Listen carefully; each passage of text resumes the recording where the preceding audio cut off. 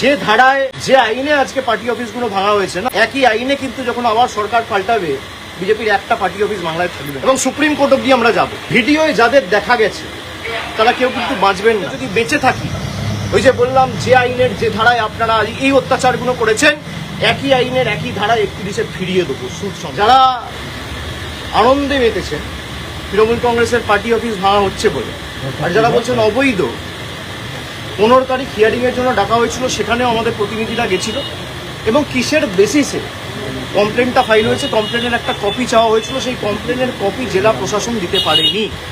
এই গত 15 তারিখের কথা বলছি, আজ থেকে দুদিন আগে, আজকে 18 তারিখে, দুদিনের মধ্যে একদম একতলা দুতলা বুলডোজার দিয়ে প্রায় ভেঙে গুড়িয়ে দেওয়া হয়েছে।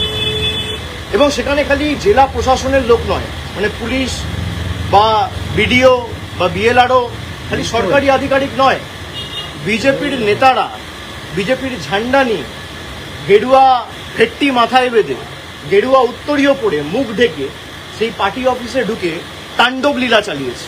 এই সব ভিডিও আমাদের কাছে রয়েছে। আমরা এক্ষুনি চিফ জাস্টিসের মহামান্য প্রধান বিচারপতি যিনি ওএসডি রয়েছেন তাকে একটি ইমেল পাঠিয়েছি, সমস্ত ভিডিও অ্যাটাচ করে হাইকোর্টের দৃষ্টি আকর্ষণ করে যত দ্রুত সম্ভব আমরা চেষ্টা করবো এই মামলা মেনশনিং করে শুনানি করা এবং সুপ্রিম কোর্ট অব্দি আমরা যাব। ভিডিওয় যাদের দেখা গেছে তারা কেউ কিন্তু বাঁচবেন না। আইনের হাত অনেক দূর। যদি ভাবেন যে বিজেপির নেতারা আমাদের বাঁচাবে, আর যারা তৃণমূলের পার্টি অফিস ভাঙছেন, আমি তাদের বলবো যে অনেক অত্যাচার তো করেছেন তৃণমূল কংগ্রেসের নেতাদের উপর, কর্মীদের উপর, পার্টি অফিস ভাঙা, গুড়িয়ে দেওয়া। যে ধারায় যে আইনে আজকে পার্টি অফিসগুলো ভাঙা হয়েছে না, একই আইনে কিন্তু যখন আবার সরকার পাল্টাবে বিজেপির একটা পার্টি অফিস বাংলায় থাকবে না। আমি হুঁশিয়ারি দিচ্ছি না, যে আইনে আপনি ভেঙেছেন একই আইন প্রযোজ্য করেই ভাঙা হবে। যারা তৃণমূল কংগ্রেসকে ভাবছে যে দুর্বল করব, দল ভেঙে তৃণমূল কংগ্রেসকে শেষ করে দেবো, আগুনে জ্বালিয়ে দেবো, সেই আগুনের স্ফুলিঙ্গগুলো থেকে তৃণমূল কংগ্রেস আবার জন্ম নেবে মমতা বন্দ্যোপাধ্যায়কে সামনে রেখে। যারা প্রশাসনকে ব্যবহার করে মিথ্যা মামলায় কর্মীদের ফাঁসানোর চেষ্টা করছে, আমরা প্রায় 2 মাস ধরে এখানে মমতা ব্যানার্জির বাসভবনে এবং তৃণমূল কংগ্রেসের সেন্ট্রাল অফিসে রয়েছি। প্রায় 1000 জন কর্মীর বেল অ্যান্টি বেল আমরা করিয়েছি, বিচার ব্যবস্থার দ্বারস্থ হয়েছে। যখন একটা কেস সাবজুডিস রয়েছে, একটা মামলা করা হয়েছে মে মাসের 7 তারিখ 8 তারিখ, আজকে জুলাই মাসের 18 তারিখ, আপনি সেই মামলা উপেক্ষা করে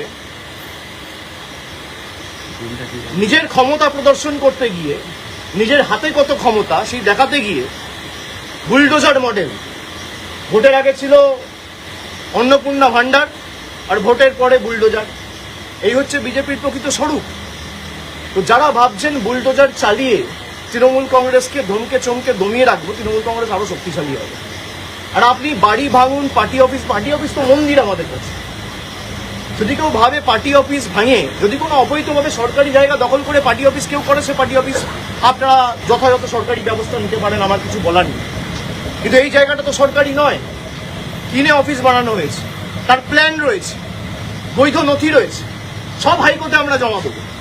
তারপরেও আপনারা ক্ষমতা দেখাতে গিয়ে যে পার্টি অফিস ভেঙেছে, প্রত্যেক ক্রিয়া সমান এবং বিপরীত প্রতিক্রিয়া আছে, এটা বিজেপির নেতারা যেন ভুলে না যায়। আর ঈশ্বর সৃষ্টিকর্তা সর্বশক্তিমানের আশীর্বাদে যদি বেঁচে থাকি, ওই যে বললাম যে আইনের যে ধারায় আপনারা এই অত্যাচারগুলো করেছেন, একই আইনের একই ধারায় 31-এ ফিরিয়ে দেবো সুদ সমেত। কথা দিয়ে গেলাম।